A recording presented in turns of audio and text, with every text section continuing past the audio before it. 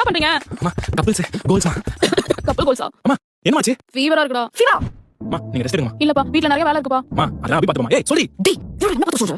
நான் பாத்துக்கறேன். You take rest. நான் உங்களுக்கு டீ போட்டு தரவா? ஐயோ ஐயோ எல்லா வேலையில என்ன வேலை செஞ்சான்னு தெரியல.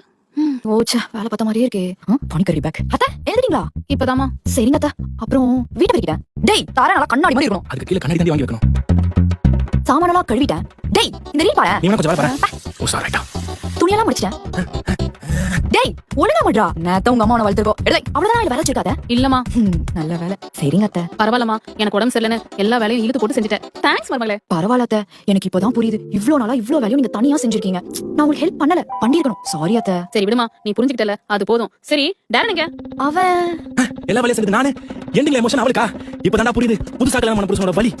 அவன் தூங்குறான் அத்தை. ஒரு பேர்ல. நீங்க வாங்க நம்ம சாப்பிடலாம். அவனுக்கு சாப்பாடு போடாதம்மா.